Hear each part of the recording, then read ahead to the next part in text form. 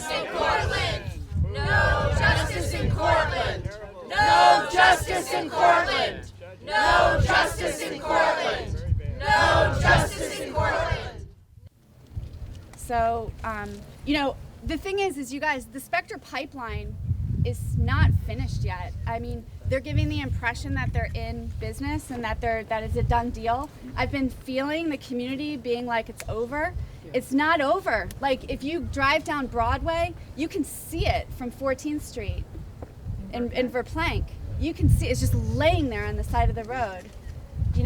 Our last action, we tried to go inside. They had to cap the ends of the pipeline because of awesome actions like Becca Berlin did. She climbed inside of the pipeline and sat there for 16 hours. It was awesome. The Algonquin Incremental Market Project, or otherwise referred to as the AIM project, is an infrastructure investment that expands the pipeline capacity of the existing Algonquin system. And it's bringing diverse domestic natural gas supplies into the Northeast to provide homes and businesses with a more affordable, environmentally friendly energy source to meet regional demand. They sited this pipeline right next to Indian Point Nuclear Power Plant, 105 feet away from critical nuclear power plant safety infrastructure. There's about one serious pipeline incident a week, according to the Pipeline Hazardous Materials Safety Administration. And my house is 400 feet from the Algonquin pipeline. So I've been working to organize my community to fight that project. And part of that is education, doing outreach events to make sure people are aware of the pipeline, that it's coming through.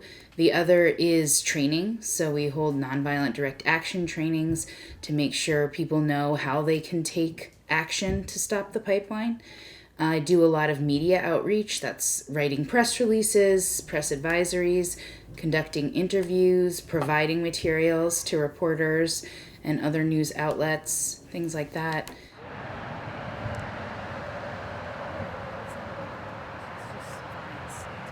I didn't really have a choice whether or not to fight this project. So when we bought our home almost 6 years ago, we didn't realize we were buying 400 feet from a gas pipeline, and we didn't realize the company would be coming back to enlarge the pipeline, meaning our home would then be within the incineration zone of it if something went wrong. And the other awful thing is that we bought our home to be in a good school district, and our daughter started kindergarten last year, and we realized, when we found out about this pipeline, we realized that the company proposed a brand new route for the pipeline that would take it 400 feet from the elementary school. And prior to that, it hadn't been anywhere near the elementary school. And at a distance of 400 feet, we knew that if the pipeline ruptures there, that's a 100% fatality rate for anyone that's outside, like all of the children on the playground. So knowing that this project meant my kids weren't safe at home and my kids weren't safe at school, it really left me with no choice. And I felt like I need to be able to look my kids in the eye and tell them I did everything I could to keep them safe and stop this project. This is the pipeline where it passes through our neighborhood. And it used to be all wetland.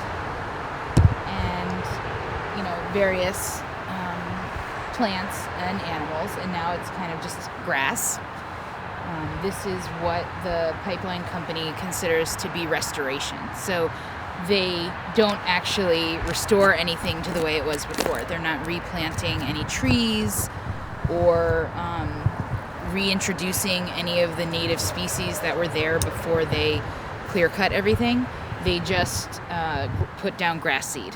And that is the sum total of their restoration activities. The impact radius of this pipeline, if you just do the rough calculation, is probably around 850 feet. And there are homes that are 100 feet or less from this pipeline in our neighborhood. So, just like we're fighting this natural gas pipeline near our house, someone lived near the oil rig, someone lived near the pipeline that carried the crude oil, someone lived near the refinery, and we really don't want to be responsible for harming those people the way we're being harmed by this gas pipeline. So we made the decision to purchase a plug-in electric hybrid.